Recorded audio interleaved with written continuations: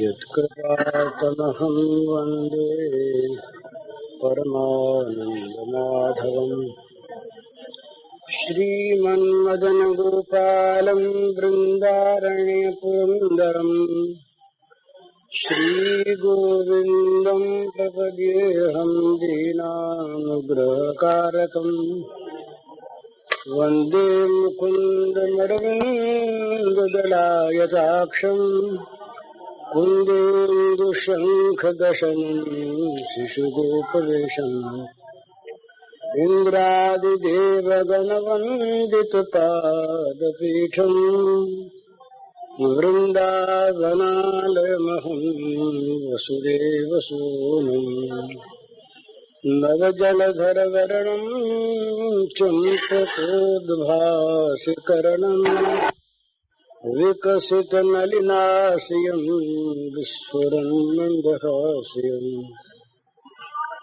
कनकरुचिदुकूलं चारुबर्हावचूलम् कमपिनिखिलसारं नौमि गोपीकुमारम्।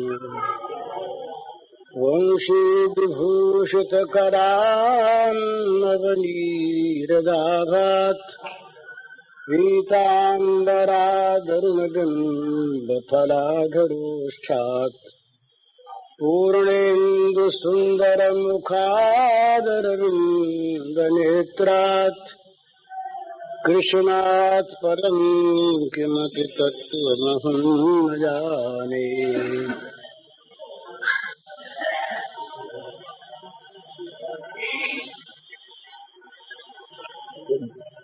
एक प्रेमी का बड़ा सुंदर अनुभव है। वो भगवान से कहते हैं, गोपालांगन कर्दमेषु विहरन्, गोपालांगन कर्दमेषु विहरन् विप्रध्वरे लज्जसे ब्रूषे गोकुल हुंकृतै शुचिशतैर् मौनं विधत्से सताम्। दास्यं गोकुल पुश्चलीषु कुरुषे स्वाम्यं न दान्तात्मसु। ज्ञातं कृष्ण तवाहि पंकजयुगं प्रेमैकलभ्यं मुहुः। इसका अर्थ है, वो भगवान से कहते हैं, गोपालांगन कर्दमेषु विहरन्, ग्वालों के घरों के कीचड़ भरे आंगन में तो आप विहार करते हैं, लौटते हैं बड़े चाव से। गोपालांगन कर्दमेषु विहरन्, कीचड़ों में, इस कीचड़ में लौटे, उस कीचड़ में लौटे, उसमें लौटे, ग्वालों के आंगन के कीचड़ों में तो आप लौटते हैं। और विप्रध्वरे लज्जसे, ऋषि मुनि ब्राह्मण वैदिक मंत्रों के द्वारा आपका आवाहन करते हैं, वहां जाने में आप शर्माते हैं, वहां नहीं जाना चाहते, नहीं प्रकट होते। ब्रूषे गोकुल हुंकृतै ही, कहीं किसी बछड़े ने हुंकार कर दी, जरा सा बोल दिया, कोई गोप सखा जरा सा नन्हा सा बच्चा अरे कन्हैया पुकार उठा, तो आप दौड़े चले जाते हैं, बोलते हैं। और मौनम विधत्से सताम, वहां तो बातचीत करते खूब। और शुचिसताम मौनम विधत्ते सताम, सत्पुरुष लोग सैकड़ों सैकड़ों आपकी स्तुतियां करते हैं, तब आप मौन धार लेते हैं, बोलते नहीं, स्तुतियों नहीं उत्तर देते। और दास्यम गोकुल पुंश्चलीषु कुरुषे स्वाम्यम न दान्तात्मसु, गोकुल की अहिरिणियों की आप गुलामी करते हैं, दास्यम गुलामी, और स्वाम्यम न दान्तात्मसु, इंद्रियों का मन का दमन कर चुके हैं। ऐसे महात्मा लोग कहते हैं कि आप हमारे स्वामी बन जाओ, हमें सेवक बना लो नाथ, तो कहते हैं ना, हम नहीं बनाएंगे। तो जातम कृष्ण तवांघ्रि पंकज युगम प्रेमैक लभ्य हो। हे श्री कृष्ण, हम जान गए कि आपके चरण कमल युगलों की प्राप्ति एक प्रेम से ही होती है और कोई साधन नहीं। बड़ा सुंदर भाव। नारद से सुख दास रखें पचिहार तऊ पुनि पार न पावे, ता यही रख छोहरिया छछिया वर छाछ पे नाच नचावे। तो ये जादू चमत्कार ये प्रेम में है, जो भगवान किसी प्रकार से भी वश में नहीं हो सकते। उनका नाम है स्ववश। अपने आप अपनी वश में है, वो सर्वतंत्र स्वतंत्र हैं। उन पर किसी का शासन नहीं, किसी का कोई अधिकार नहीं। वे भगवान स्वयं अपने आप को बंधा लेते हैं प्रेम रज्जु में। ये एक प्रेम की महिमा है। तो इसलिए ये संत पुरुषों ने, महात्माओं ने 4 पुरुषार्थों के अतिरिक्त एक पंचम पुरुषार्थ की बात कही। वो पंचम पुरुषार्थ है भगवत प्रेम। 4 पुरुषार्थ प्रसिद्ध हैं, अर्थ धर्म काम मोक्ष। अर्थ भी पुरुषार्थ ही है और काम भी पुरुषार्थ है। यदि वे धर्म के द्वारा नियंत्रित हों और मोक्ष उनका उद्देश्य हो। धर्म से अनियंत्रित काम और अर्थ, ये तो असुरों का पुरुषार्थ है। धर्म युक्त अर्थ हो, काम हो और उसका उद्देश्य हो मोक्ष, तो वे अर्थ और काम भी पुरुषार्थ हो जाते हैं। परंतु एक 5वां पुरुषार्थ, वो बहुत बड़ा श्रेष्ठतम पुरुषार्थ है, जहां मोक्ष का भी परित्याग हो जाता है। बल्कि उस पुरुषार्थ की, उस वस्तु की उपलब्धि नहीं होती मोक्ष की आकांक्षा रहने तक।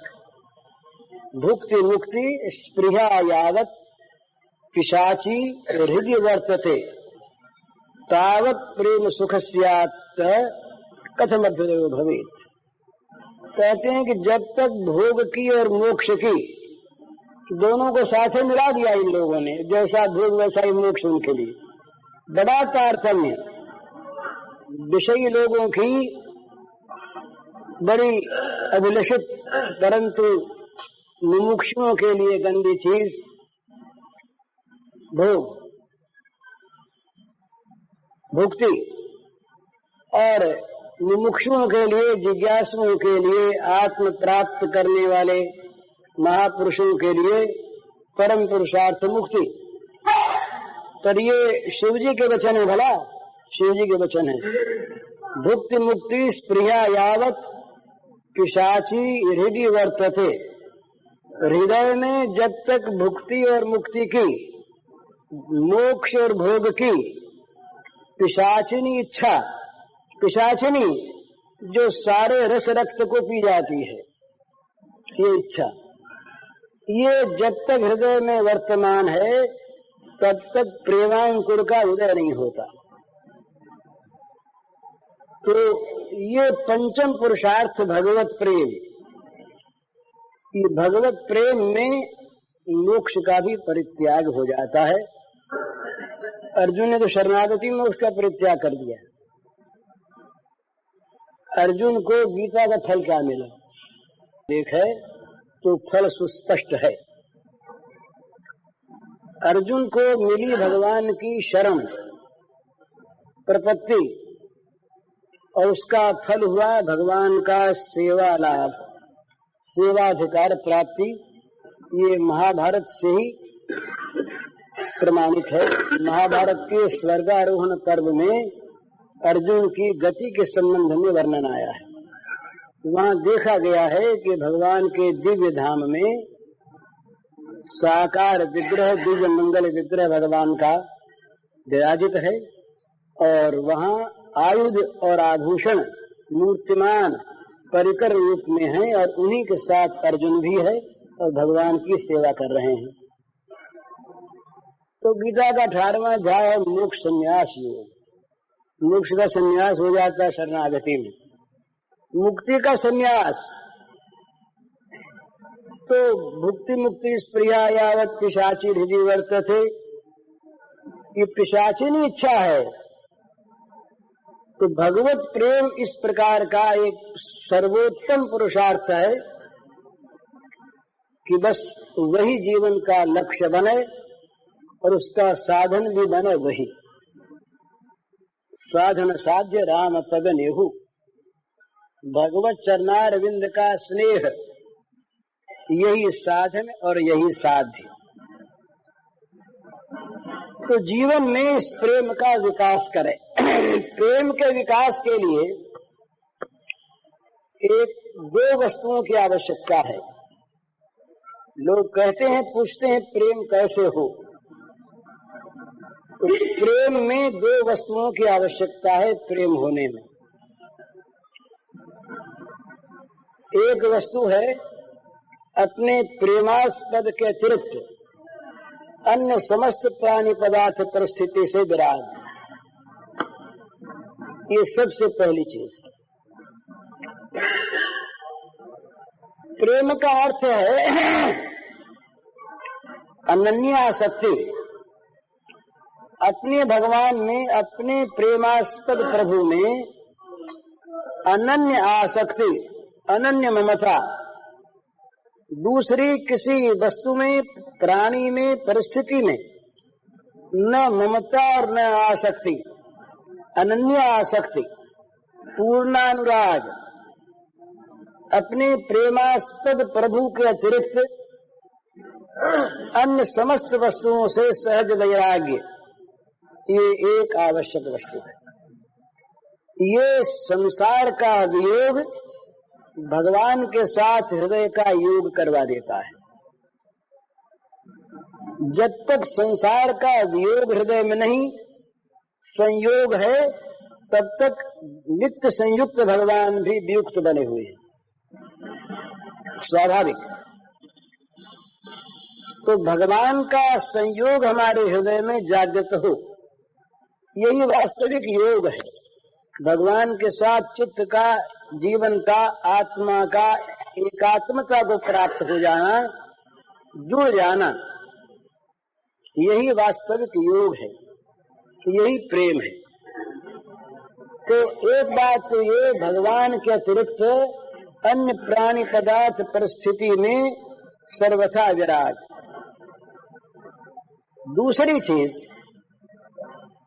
बहुत बहुत काम की चीज है, स्वसुख की कल्पना का सर्वथा परित्याग। विराग में विराग न रहे, सारे प्राणी पदार्थों में वैराग्य हो जाए, पर वैराग्य में भी आसक्ति न हो। बड़ी ऊंची बात आई है भागवत के महात्म्य में। गोकर्ण जी ने कहा, वैराग्य के राग के में रसिक हो जाओ। वैराग्य राग रसिको भव भक्तनिष्ठ। विराग राग में भी एक राग होता है, माने समस्त वस्तुओं के परित्याग में एक विशेष प्रकार के रस की उद्भावना होती है। इस रस का हम लोगों को इसलिए पता नहीं है कि हम लोगों ने कभी विराग के मीठे रस को चखा ही नहीं। हम लोग गंदे विषयानुराग में रहे, इसलिए विषयों के माधुर्य को ही मधुरता मानते रहे। तो हमें तो वैराग्य के रस का अनुभव ही नहीं। परंतु वो संत कहते हैं गोकर्ण जी कि वैराग्य में भी एक राग है, तो उस राग के रसिक बन जाओ, वैराग्य राग के रसिक बन जाओ, पर भगवान की भक्ति में, शुद्धा भक्ति में निष्ठावान बनो। पर वो वैराग्य का रस भी भगवत प्रेम रस के सामने नीरस हो जाए। वैराग्य का रस भी भगवत प्रेम रस के सामने नीरस हो जाए, ये आवश्यकता है और ये स्वाभाविक होता है। तो प्रेम की प्राप्ति के लिए दो चीज आवश्यक हुई। एक, भगवान के अतिरिक्त, भगवान भी कौन से? प्रेमास्पद भगवान, और कोई से भगवान नहीं। नारद जी के भक्ति सूत्रों में बड़ा सुंदर सूत्र है, सारे साधन बताए, विरोधी साधन बताए त्याग के लिए, अनुकूल साधन बताए ग्रहण के लिए, अंत में फल बताया उनका, सप्रेष्ठम लभते। ये नहीं कहा भगवत प्राप्ति होगी, ये नहीं कहा ज्ञान प्राप्ति होगी, और ये नहीं कहा मोक्ष प्राप्ति होगी। सप्रेष्ठम लभते, इस प्रकार साधन करने वाला महात्मा प्रियतम को प्राप्त करेगा, प्रेष्ठम। और यही तो सबसे बढ़िया चीज है कि भगवान के सिवा कोई प्यारा रह ही नहीं जाए। सारा प्यार सब जगह से सदा के लिए सिमटकर एकमात्र भगवत चरणारविंद में स्थित हो जाए। या जग में जह लगी या तनु की, प्रीति प्रतीत सगाई, सो सब तुलसीदास प्रभु ही सो हो सिमट एक ठाई। इस जगत में जहां तक शरीर के संबंध को लेकर प्रीति प्रतीति सगाई, तीन चीज, प्रेम, विश्वास और अपनापन, आत्मीयता, जहां जहां पर जो जो जितनी जितनी थोड़ी बहुत अधिक कम है, सो सब वो सब जगह से हटकर प्रभु ही सो हो सिमटी एक ठाई, सब जगह से बटुर कर सिमट कर एक प्रभु के चरणारविंद में आकर स्थिर हो जाए, लग जाए। प्रभु चरण में ही प्रीति, प्रभु चरणों में ही विश्वास, और आस विश्वास भरोसो हरो जीव की जड़ता ही। प्रभु को छोड़कर दूसरे की आशा, दूसरे का भरोसा, दूसरे का विश्वास, ये तो जड़ता है, यही तो अज्ञान है। तो जितना कुछ संबंध, जहां तक जो कुछ भी एकमात्र प्रभु से रह जाए, जगत के सारे प्राणी पदार्थ परिस्थिति से विराग हो जाए, एक बात, स्वसुख की चाह का सर्वथा अभाव हो जाए, दूसरी बात तत्सुख सुखित्वम, ये प्रेम का स्वरूप बताया, तत्सुख सुखित्वम। उसके, उस प्रियतम के सुख में सुख है, उसके सुख से सुखी होना है, तत्सुखी भाव। वो भगवान, वो हमारे प्रियतम, प्रेष्ठ, प्यारे, और उनका सुख ही हमारा सुख। अब उसमें कोई बात भी सोचने विचारने की नहीं है कि ये सुख कैसा और ये सुख कैसा। उनको जो अभिलषित, वो जो चाहें वही सुख, उनकी जैसी मर्जी हो वही हमारा स्वभाव। वो जिस प्रकार का चाहें उसी प्रकार का हमारा जीवन। अपने जीवन की बात सोचने वाले हम नहीं, अपने अपना स्वभाव बनाने वाले हम नहीं, उनका स्वभाव हमारे स्वभाव में उतर जाता है यदि हम केवल उनमें अनुराग करते हैं। तो स्वसुख की चाह, ये महाराज बड़ी बाधा होती है संसार के प्रेम में भी।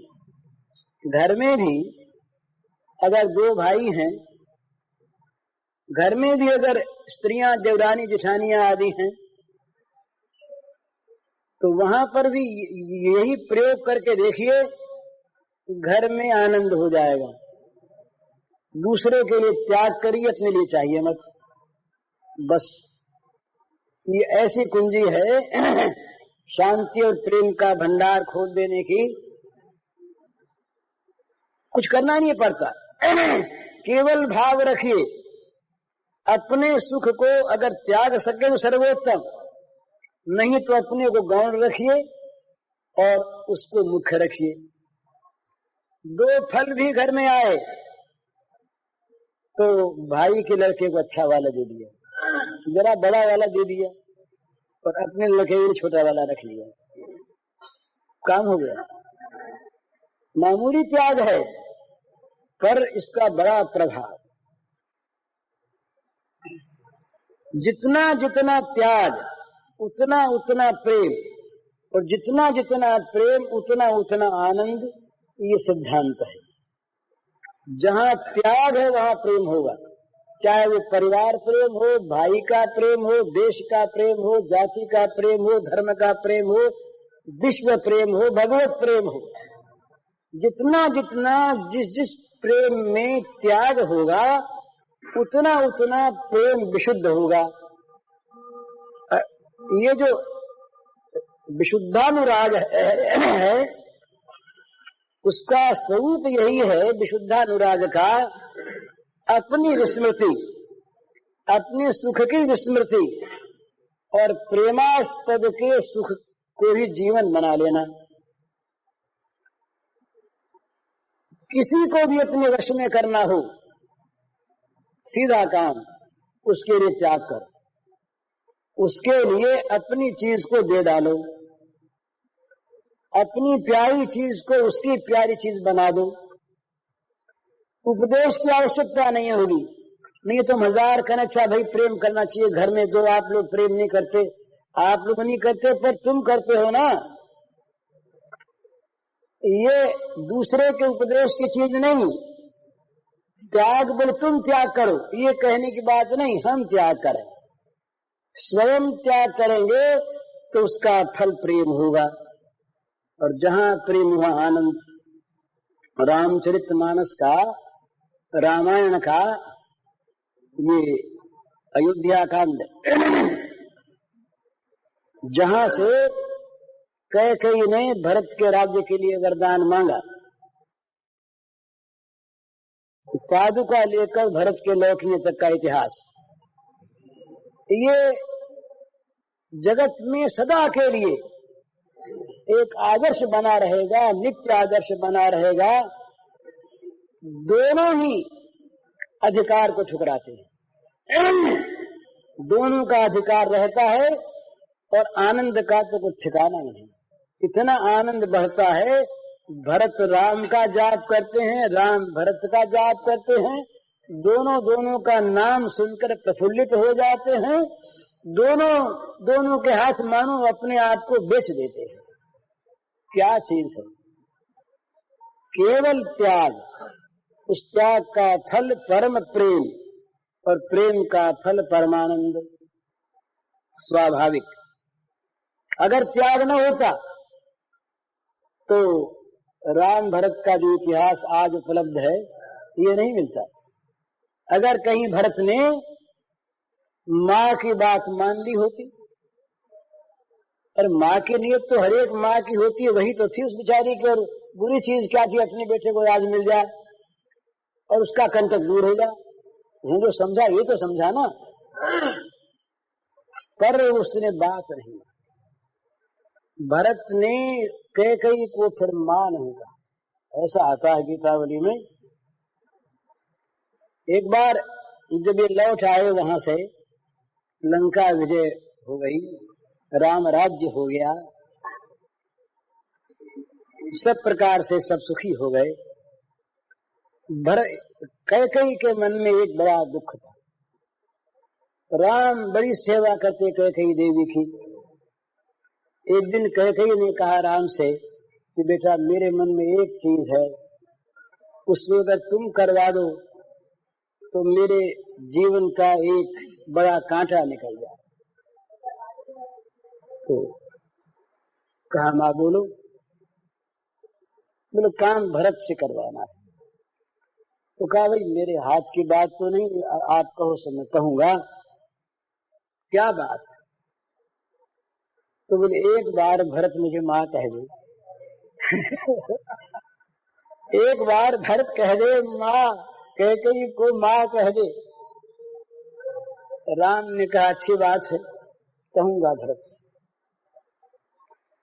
अकेले में भरत को बुलाया राम ने। बोले भैया एक मेरा अनुरोध है, एक काम तुझे करना पड़ेगा। कहा महाराज तो इसमें पूछना क्या है? भरत जान गए कि और कोई बात तो राम के अमान्य मेरे मन में एक अमान्य है। तो कह दिया कि महाराज कैकेयी को माँ कहने का अतिरिक्त और जो कुछ आपकी आज्ञा हो वो सब करने को तैयार, पर कैकेयी को माँ कहना स्वीकार नहीं करती भरत की जीव। क्या किया जाए?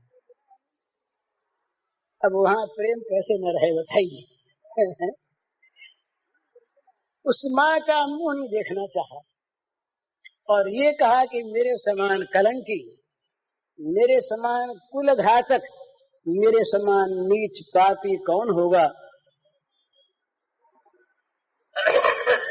जिसके उदर से मैं पैदा हुआ वो राम का वनवास चाहती। ये सारा निमित्त तो मैं हूं ना। तो अब बताइए वहां पर क्लेश, द्रोह, द्वेष, बैर कहां से आवे? ये सब बह गए और उन्हीं के नहीं बह गए, उनका नाम आज जो लेते हैं, उनके चरित्र को जो आज देखते हैं, उनके बैर बह जाते हैं। बड़ी लज्जा हुई जब ये लंका विजय करने के पश्चात विभीषण और सुग्रीव जब लौट करके आए और जब राम और भरत के चरित्र को देखा मिलते हुए, तो ये दोनों अलग जाकर रोने लगे। सुग्रीव और विभीषण कि हम भी भाई हैं और ये भी भाई हैं। माना हम राम के सेवक हैं, माना हम सतपथ के गामी हैं, पर भाई के भाई तो हम नहीं है ना। तो जितना भी प्रेम है उसकी मूल भित्ति त्याग है और जहां प्रेम है वहीं आनंद है। स्वाभाविक बाई आप घर में करके देखिए, दो आदमी बैठे हैं रेल में और भीड़ हो रही है, तीसरा आया तो वो बेचारा भीड़ ज्यादा कैसे कहे कि आप उठ जाओ हम बैठेंगे, सोए तो आप हैं नहीं, सिकुड़े बैठे हैं। उसी में से आप कह दे कि भैया तुम ही बैठ रहा और यहाँ हो जाता तुम बैठ जाओ, आप जायज हो जाएगा। और कहीं आप उठकर खड़े हो गए तब तो चरणों में पड़ने लगे, नहीं आप बैठिए हम नहीं बैठेंगे। स्थान मांगने वाला कहे नहीं, आप उठ ही रहे हैं, आप भी तो बैठेंगे, जगह नहीं है तो क्या करें। अपने आप त्याग की भावना उदय होते ही अनुकूलता आ जाएगी। और जहां भावना खींचातानी की है, लेने की है देने की नहीं, वहां संघर्ष होगा, वहां संघर्ष होगा। तो प्रेम क्या करता है? प्रेम देना जानता है, लेना जानता नहीं। ये प्रेम का स्वरूप है। प्रेम देना जानता है, प्रेम देता रहता है। प्रेम मांगना तो जानता ही नहीं, ग्रहण करना भी नहीं जानता, लेना भी नहीं जानता। कहां लेता है प्रेम? जहां प्रेमास्पद को सुख होता है वहां प्रेमास्पद के लिए प्रेम ग्रहण भी कर लेता है, परंतु करता है प्रेमास्पद के सुख के लिए। वहां भी उसके कोई नीति मर्यादा की आवश्यकता नहीं, ग्रहण करने में भी, उसमें भी यद्यपि हम लोगों के लिए बड़ी आवश्यक चीज है, पर जहां विशुद्ध अनुराग का राज्य है वहां अगर प्रेमास्पद चाहता है कि प्रेमी के पैर पूजूं, उससे मुझको सुख होगा, तो प्रेमी कहता है पूज लो, जो बार चाहो तो बार पूज लो, क्या आपत्ति है। पैर पुजवाने की तो कोई बात है नहीं, पर साथ ही वो कहे पैर काटूंगा, तो पैर बढ़ा के बोले जरूर काटो। पैरों के काटने से तुमको सुख होता है तो अधिक तो जहाँ वहां भी ऐसा हो जाता है अपने पूज्य के प्रति, श्रद्धास्पद के प्रति। जहाँ भक्ति होती वहां भी होता है, पर जहाँ प्रेम है वहां तो सहज होता है। श्रद्धा भक्ति में एकलव्य ने अपना अंगूठा दे दिया, मामूली बात है। गुरु द्रोण की मूर्ति बनाकर उसने पूजा की, मूर्ति से उपदेश प्राप्त किया मनोवैज्ञानिक रूप से। और जब गुरु ने कहा कि दक्षिणा दोगे, बोले हमारा दक्षिणा क्यों नहीं दें आप गुरु, दो आज्ञा। तो बोले दाहिने हाथ का अंगूठा काटो। ये बांधते में तो जीवन काटने की बात आ जाए तो अपने हाथों काट करके रख दे। बोले प्रेमास्पद तुम हंसते हो तो हम काटते हैं, तुम हंसते रहो और हमारी ये शरीर की स्थिति खंड खंड हो जाए, कोई आपत्ति नहीं। बड़ा सुंदर, हमारे शरीर के कट जाने पर, खंड खंड हो जाने पर अगर तुम हंस सको, तुम्हारे अधरों पर अगर मुस्कान आ सके तो बड़ा अच्छा है। इसीलिए तो वो प्रेमी जो है वो वियोग में बहुत प्रसन्न रहता है। वो कहता है कि ये वियोग की जो अग्नि है, ये अग्नि यद्यपि मुझे जलाती है पर ये मेरे प्रेमास्पद के हृदय को शीतल करती है, तो मेरा और झटके। ये प्रेम की आग कभी बुझे नहीं, दबकती रहे। वो मिलना नहीं चाहता, वो प्रेमास्पद का सुख चाहता है। मिलन में बड़ा सुख है उसको, मिलन का विरोध नहीं है, पर मिलन यदि प्रेमास्पद के लिए असुख कारक है तो उसके लिए त्याज्य है। वो उसको ये नहीं कहता कि वो नहीं चाहती इसलिए छोड़ देता हूं ना, वो तो त्याज्य वस्तु है। अपना सुख यदि प्रेमास्पद का सुख नहीं है तो वो त्याज्य। बल्कि यहां तक की चीज है, जलेबी खा रहा है और जलेबी में खाने में आया जीभ को मधुर स्वाद, उस स्वाद से यदि प्रेमास्पद को प्रसन्नता नहीं है तो उसको स्वाद नहीं आएगा, तो स्वाद का परित्याग कर दे। प्रेमास्पद की रसना अगर उस रस का अनुभव करती है तो उसे स्वीकार, नहीं तो उसे स्वीकार नहीं। ये आगे जाकर होती है ऐसी चीज, जब प्रेम की अभिव्यक्ति हो जाती है तमाम तन तन में, तमाम इंद्रियों में, रोम रोम में, तब ये सब के सब उसके वैसे अंकुर हो जाते हैं जैसे हमारी जीभ कड़वी हो रही है, और हमारी कड़वी जीभ पर हमें मिश्री नहीं मीठी लगती हो, और हमारी जीभ कहीं आपकी जीभ पर आ बैठे, तो यदि हमारी जीभ आपकी जीभ पर आ बैठेगी तो आपको मिश्री कड़वी लगेगी, क्योंकि हमारी जीभ आपकी जीभ हो गई। इसी प्रकार से ये श्री अरविंद के सिद्धांत में एक है कि डिवाइन का अवतरण हो जाता है, हो जाएगा कभी फिजिकल बॉडी में, इस भौतिक शरीर में। हुआ नहीं, अभी होगा कभी भगवान जाने। पर प्रेम की जहाँ पराकाष्ठा होती है वहाँ व्यक्ति में प्रेमास्पद के शरीर का अवतरण हो जाता है। समाज की बातें हैं, उस व्यक्ति में प्रेमास्पद के शरीर का, मन का, वृत्तियों का अवतरण हो जाता है, उनका रूपांतर हो जाता है। ये प्रेम जो है ये बहुत विशेष बात है। प्रेम जो है ये मन को रूपांतरित ही नहीं करता, सारे शरीर को रूपांतरित कर देता है, और ऐसा अनुभव होता है कि मैं वो हो गया। केवल भावना से नहीं, ये प्रेम वैचित्र्य में और आगे बढ़ के ऐसा आता है निकुंज लीला में कि कभी कभी श्री कृष्ण हो जाते थे राधा और राधा श्री कृष्ण। ये केवल भाव से ही नहीं, तमाम बदल जाता था, ज्यों का त्यों सारे अंग अवयव भाव इंद्रियां मन बुद्धि रोम रोम सब के सब।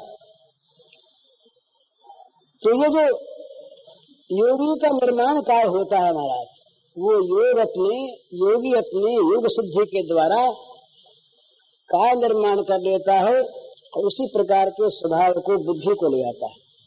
भगवान का जो ऐश्वर्य योग है, ऐश्वर्य योग, उस योग में क्या किया, सारे बछड़े और सारे गोप बालक उस ऐश्वर्य योग के द्वारा ज्यों के त्यों बन गए। और केवल बछड़े और बालक ही नहीं, उनके जितने सामान थे, जिसकी नाक जैसे, जिसकी आंख जैसी, जिसके बाल जैसे, जिसके बालों का ढंग जैसा, जिसकी लकड़ी, लाठी, लकुटी, बांस, ये बंसरी, सिंगा, जूठी, ठीका, सब के सब ज्यों के त्यों रूपांतरित हो गए, नवीन निर्माण हो गया। तो इसी प्रकार से भगवत प्रेम में भगवान का निर्माण नहीं होता, भगवान का अवतरण होता है उस शरीर में, जो प्रेमी का शरीर है। अवतरण होकर वो ज्यों का त्यों, जैसे का तैसा बन जाता है। तो पहले इसकी भावना करनी पड़ती है कि प्रेमास्पद का सुख मेरा सुख है। ये पहले कल्पना करनी पड़ती है, निश्चय करना पड़ता है। तो एक चीज तो बहुत जल्दी हो जाती है, स्वसुख की चाह मिट जाती है, तो स्वसुख का भान नहीं होता, प्रेमास्पद का सुख न हो तो।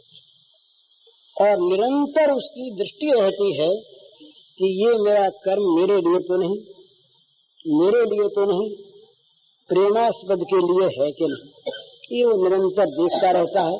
इसलिए प्रेमास्पद की रुचि का अनुसरण उसके द्वारा स्वाभाविक होगा। प्रेमास्पद जिस चीज को पसंद करते हैं, जब जो चाहते हैं, उसी प्रकार की क्रिया चेष्टा उस प्रेमी के द्वारा स्वाभाविक होने लगती है। ये प्रेम का स्वभाव है। तो इस प्रेम में तो दो ही चीज है खास तौर पर, स्वसुख की वांछा का परित्याग। ये यहाँ पर भी आपके द्वारा यदि हम अपना सुख चाहें और हम आप अपने को आपका प्रेमी माने, तो वो प्रेम नहीं है, काम है। ये कामी का अर्थ कोई ये अंगों में ही कोई स्वरूप आता सो बात नहीं है। स्वसुख की इच्छा ही काम है और प्रेमास्पद के सुख की इच्छा ही काम का परित्याग है और प्रेम। यदि आप ईश्वर से भी अपने सुख की वांछा करते हैं, चाहे वो सुख मोक्ष सुख ही हो, है तो अपना सुख ना, तो वो भी ऊंचा काम है, पर काम है। और जहां छोटे से छोटा काम, अगर रसोई बनाना है, झाड़ू देना है, और वो भी प्रेमास्पद के सुख के लिए है, तो उसका नाम प्रेम है। प्रेम किसी क्रिया में बंधा नहीं, प्रेम किसी स्थान में बंधा नहीं, प्रेम किसी श्लोक में, छंद में, भाषा में बंधा नहीं, प्रेम किसी व्यक्ति में, वेश में बंधा नहीं। प्रेम निर्मुक्त है और प्रेम निर्गुण है, गुण रहित है। वो प्रेम प्रेम स्वरूप है, वो प्रेम भगवत स्वरूप है। भगवान के अतिरिक्त उस प्रेम में किसी और की सत्ता नहीं। तो इसलिए प्रेम के समान पवित्र वस्तु संसार में कोई है नहीं। और इस प्रेम के पवित्र रस का आस्वादन करने के लिए नित्य तृप्त, नित्य निष्काम आप्तकाम प्रभु सकाम बन जाते। इस प्रकार का जहाँ प्रेम रस है विशुद्ध, उसका आस्वादन भगवान को बड़ा प्रिय। वीक्षरं तो मनश्चक्रे, यही बात है। भगवान में किसी आकांक्षा का लेशाभास भी नहीं है, पर भगवान की आकांक्षा इतनी बलवती होती है, इतनी वेगवती होती है, इतनी तीव्र होती है कि प्रेम रस का जहाँ कहीं उन्हें पता लग जाता है, वहाँ वे किसी दूसरी चीज को न देखकर न जानकर स्वयं पहुंच जाते हैं। तो चांडाल इधर पहुंच जाए तो उनको आपत्ति नहीं है। तो चांडाल की मर्यादा हम लोगों में है ना। चांडाल का बेटा कौन है? तो चांडाल की आत्मा कौन है बताइए? वही तो है, दूसरा थोड़ी बना हुआ चांडाल का। आत्मा को शैतान बन के आ गया हो, ये तो है नहीं। तो उनको कहीं पर ये जितने भी मर्यादा के नियम हैं ये सब आवश्यक हैं, उनको तोड़ना नहीं चाहिए। पर उस तीव्र निष्काम त्याग के प्रवाह में जहाँ प्रेम की सुधाधारा बहती है, ये दोनों किनारे मिटकर केवल रस ही रस रह जाता है। प्रेम का समुद्र लहराने लगता है, किनारा दिखता ही नहीं। तो किनारा न दिखे तो किस किनारे पर आके ठहरे, कौन से मर्यादा पर आके रहे? किनारा है ये नहीं, किनारा है नहीं, वो तो अतट सागर है, उसमें तट नहीं। पर उस सागर में डूबा हुआ कभी निकलता नहीं। पर उस सागर के अंदर ही वो महान रम्य, महान सुंदर, महान सुखमय भगवान का चिन्मय मिलन होता है। प्रेम सागर में जो डूब गया उसको उस प्रेम सागर के अंदर महान सुरम्य, महान रमणीय, महान पवित्र, दिव्य सच्चिदानंदमय, प्रेममय, प्रेमास्पद भगवान का मिलन होता है। उससे वो कभी निकलता नहीं, प्रेमी बाहर नहीं निकलता। परंतु बड़ा सुंदर ये प्रेम का चमत्कार कि उस प्रेम सागर के अंतस्तल में, उस मधुरतम प्रेम राज्य के प्रेम प्रासाद में, प्रेम के रंग महल में भगवान दूसरे बनकर उसके साथ रहते। ये अद्वैत में प्रेम द्वैत है। इस द्वैत का नाश न प्रेमी चाहता है न प्रेमास्पद चाहता है। दो एक हैं, एक दो हैं, दो एक हैं, एक दो हैं, नित्य एक और नित्य दो, तत्व का एक और लीला में दो। बस ये प्रेम का एक स्वरूप है। यही प्रेम सो नहीं कह सकते, क्योंकि अनिर्वचनीय प्रेम स्वरूपम, जो प्रेम का स्वरूप है वो अनिर्वचनीय है। और ये प्रेम होता है भगवान में ही भला। विषयों में विषय का जो प्रेम होता है वो कभी प्रेम है ही नहीं। वो उसमें तो कहीं न कहीं काम का कलंक है। प्रेम शब्द वाच्य तो वही प्रेम है जो केवल मात्र भगवान में होता है, और उस प्रेम में कहीं किसी प्रकार की आकांक्षा, वासना, कामना, ममता का कलंक नहीं होता। इसीलिए उसका नाम विशुद्ध अनुराग है। विशुद्ध अनुराग, वहाँ भगवत्ता की आवश्यकता नहीं होती। विशुद्धानुराग में भगवान का अभाव नहीं। ये तो अपने बात हो चुकी है, प्रेम होता ही भगवान में, होता ही नहीं। पर वहाँ प्रेम के भगवान, प्रेम के ठाकुर भगवान भगवत्ता के लिए नहीं बैठे रहते, भगवत्ता की पोशाक उतार देते हैं। जैसे रात को कोई अपने शयन कक्ष में सो गए राजा, तो क्या पोशाक पहन के सोता है? राजा जब सोता है अपने शयनागार में, वहां पर क्या राज की पोशाक पहन के सोता है? अगर कोई सोना चाहता है तो किसी विपत्ति में पड़ा हुआ हो, मुसाफिरी में हो, या दरबार में बैठा हो, नींद आने लगे तो भरी जा चलो उधर जा। पर शयनागार में जब सोएगा तो उस दरबारी पोशाक को उतार के सोएगा। इसीलिए इस प्रेम के प्रासाद में, प्रेम के शयनागार में, प्रेम के रंग महल में, प्रेम प्रासाद में भगवत्ता की पोशाक उतार कर भगवान रहते हैं। नहीं डर जाए महाराज, कहीं कुरुक्षेत्र वाले चाबुक हाथ में लेकर के भगवान श्री कृष्ण कवच पहने हुए कहीं गोपियों के मंडल में प्रकट हो जाए तो मारे डर के बेचारे सब भाग छूटे। और कहीं बच्चों में मुरली उर्ली को, मयूर पिच्छ को अलग रख करके और सुदर्शन लेकर के आ जाए आप, तो बच्चे सब के सब भाग जाए, बोले ये 4 हाथ वाला ये कैसा जंतु कोई आ गया मार दुख देता है। उन बेचारों को तो उसका ज्ञान है ना, उसको देखा है। तो वहां भगवत्ता की ऐश्वर्य की पोशाक कभी कभी वो पहनते हैं जब कोई दैत्य आता है तब, तो उनको नहीं दिखाते, उनको ऐश्वर्य की पोशाक नहीं दिखाते, उनके सामने तो वही बने रहते हैं।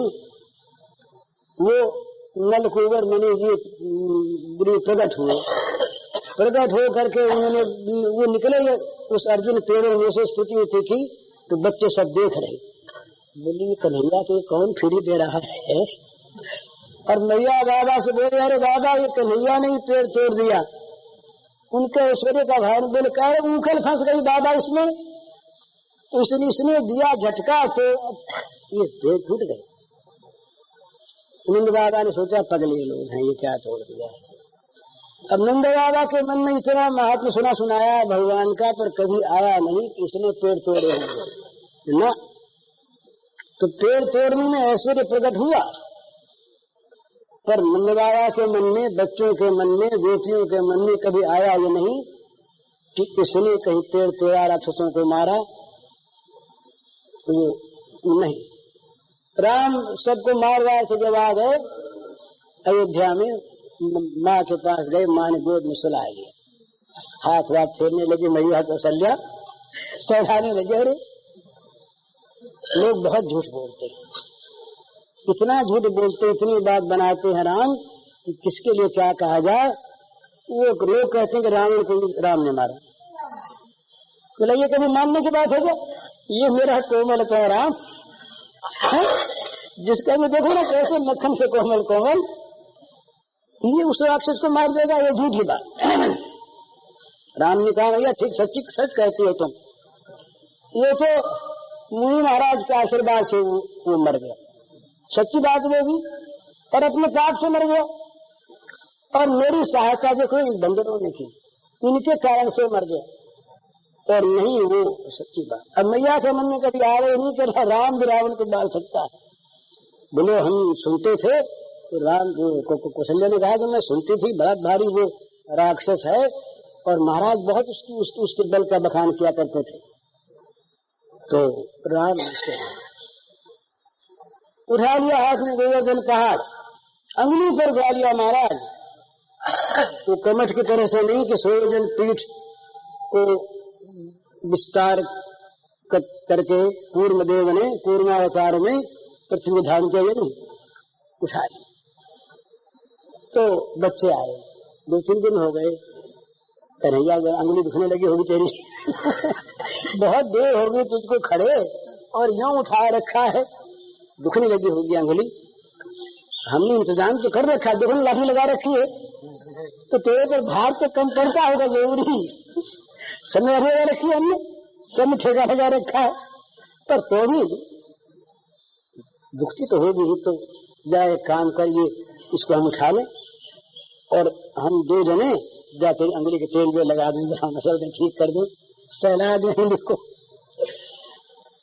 वहाँ मधुरतम भगवान जो हैं, ये नहीं कहा गया तुम क्या उठा लोगे, मैं भगवान उठाए हुए ना, रसी बंद हो जाए, सारा भगवत्ता प्रकट कर दे।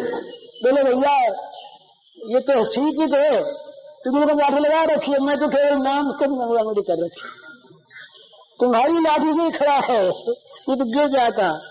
कभी बार है सच्ची बात, झूठ नहीं। उनके सारे बच्चों का जो प्रेम है, वही प्रेम तो यहाँ श्याम सुंदर के रूप में खड़ा है। पुंजीभूतम प्रेम गोपांगना नाम, भगवान के विग्रह की व्याख्या की, वह कहा का ये श्री कृष्ण क्या चीज है, काहे से बना है, तो कहा पुंजीभूतम प्रेम गोपांगना नाम, गोपांगनाओं का प्रेम इकट्ठा हो कैसा बन गया।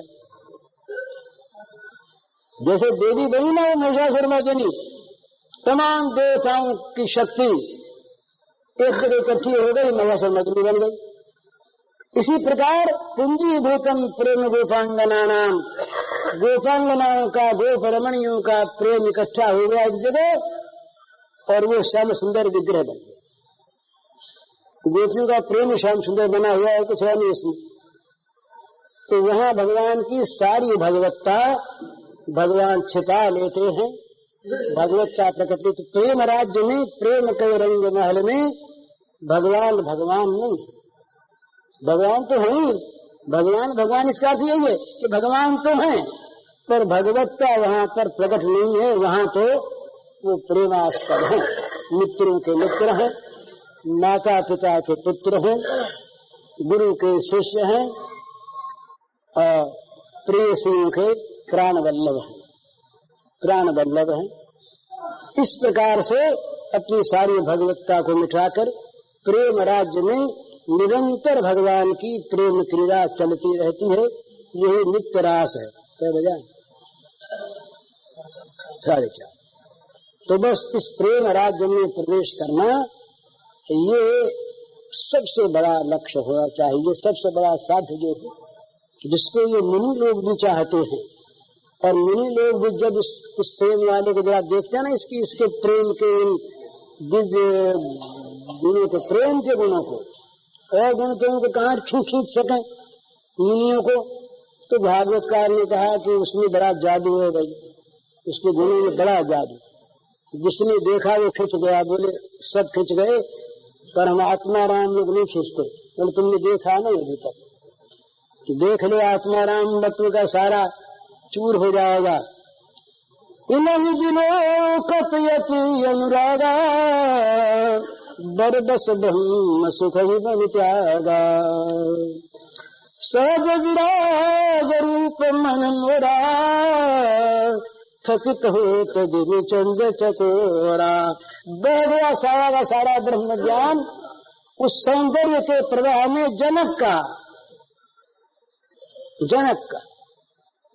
तो उस तरफ जहां देखा आत्मा ग्रंथार पुरुक्रमे कुर्वंत हेतु की भक्ति नित्यं भूतगुणो हरि। उस हरि में इस प्रकार के वो दिव्य चमत्कारी गुण हैं कि आत्मा राम निर्ग्रंथ मुनियों के चित्त का हरण करके उनके अंदर भी अहेतु की प्रेमा भक्ति प्रकट कर देता है।